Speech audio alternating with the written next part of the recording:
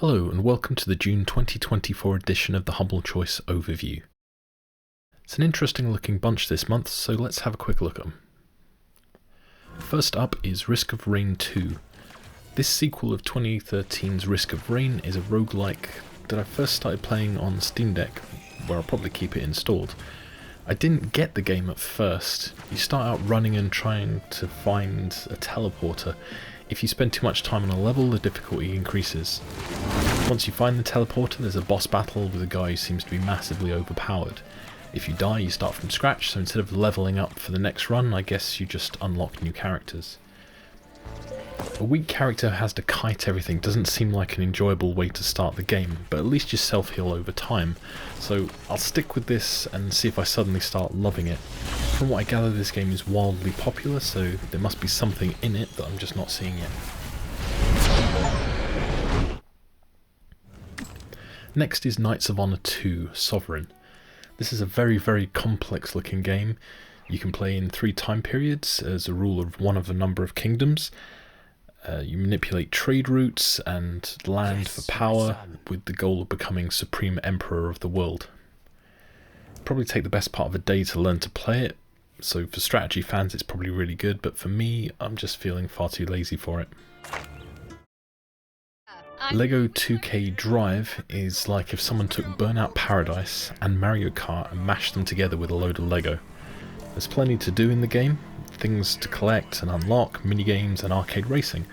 The weapons are very Mario Karty and the driving is kind of fun, so overall it's worth a go. It also plays very well on the Steam Deck, so it's the kind of thing I might want to dip in and out of.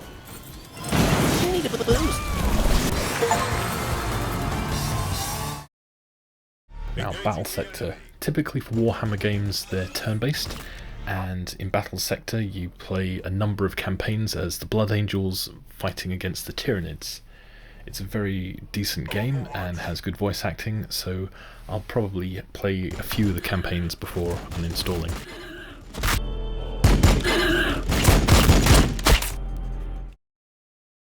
Miasma Chronicles is another turn-based game, this time more of an RPG.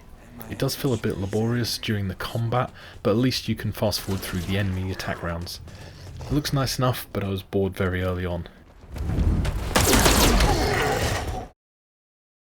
Stray Gods. It's a visual novel with a few choices as you go, and everyone knows I'm not really a fan of visual novels. But the thing that separates it from other visual novels and the brain-crushing boredom that usually comes with them is that it's a musical.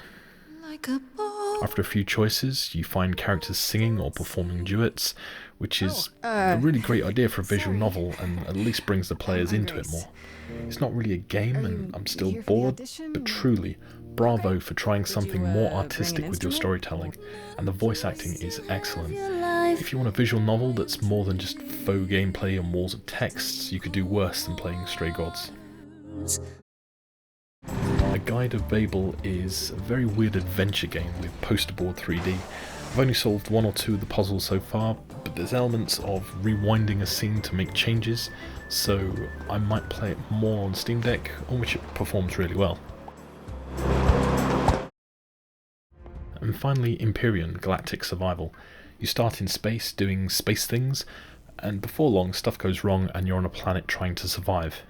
It feels like Space Ark, and I hate Ark. But this game could be okay for people who like sci-fi survival games. Space Ark. That's it.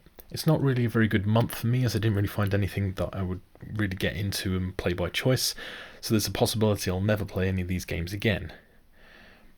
How about you? Let me know in the comments if there's any games here you really like, or if you'll be buying or pausing subscription this month. And obviously if I've clearly missed the point of Risk of Rain 2, please help me out there in the comments as well. Thanks for watching, and as ever, stay safe.